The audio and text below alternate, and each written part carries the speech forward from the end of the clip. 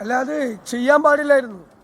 Deputy സ്പീക്കറുടെ നേതൃത്വത്തിൽ നടന്നു, MLA-മാരുടെ നേതൃത്വത്തിൽ നടന്നു, ഒരു ബുദ്ധിജീവിയായ ഒരു വനിതാ യുവജന നേതാവിൻ്റെ നേതൃത്വത്തിൽ നടന്ന പ്രകടനത്തിൽ വിളിച്ച മുദ്രാവാക്യം കേട്ട. ഇതാണ് കേരളത്തിലെ SFIയും DYFIയും. ഇതാണോ? എന്നിട്ട് ഇവർ സംസ്കാര സമ്പന്നരാണ്, പുരോഗമന ആശയക്കാരാണെന്ന് പറയുന്നു. അവർ വിളിച്ച മുദ്രാവാക്യം കേരളം അത് മറക്കില്ല, കേരളം അത് മറക്കില്ല. ഇവരുടെ യഥാർത്ഥ സംസ്കാരമാണ് പുറത്തു വന്നത്, യഥാർത്ഥ സംസ്കാരം.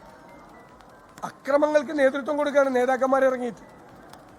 അല്ലെ ഞാൻ പറഞ്ഞത്, ME ഗോവിന്ദൻ പറഞ്ഞത് KSUക്കാർ പോയി മന്ത്രിയുടെ പെടലിയും കയ്യും പിടിച്ച് തിരിച്ചെന്നാണ്. ആലോചിച്ച് നോക്കിയേ. അദ്ദേഹത്തെ പോലെ ആ സ്ഥാനത്തിരിക്കാൻ അദ്ദേഹം യോഗ്യനല്ല. അദ്ദേഹത്തിനെതിരായിട്ട് കലാപത്തിന് കേസെടുക്കണം. അതാണ് ഞങ്ങളുടെ ആവശ്യം.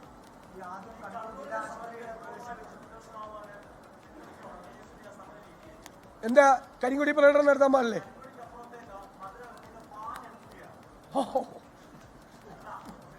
ഒന്നുകൂടി പറഞ്ഞേ. ആണോ? അങ്ങനെയാണ് ചെയ്തത്.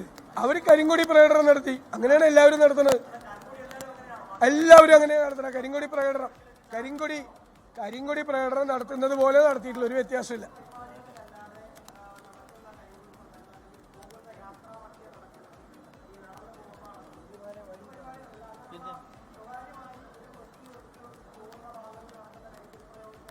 ഒരു കുഴപ്പമില്ല. ആർക്കെതിരെയും പ്രതിഷേധ പ്രകടനം നടത്താം. ലോകത്തെവിടെയായാലും ഏത് സമയത്തും 24 വാർത്തകളും ഓഗ്മെന്റഡ് റിയാലിറ്റി പാക്കേജുകളും എക്സ്പ്ലെയിനറുകളും വിശദമായി കാണാൻ ഞങ്ങളുടെ YouTube ചാനൽ നിങ്ങൾക്ക് സബ്സ്ക്രൈബ് ചെയ്യാം.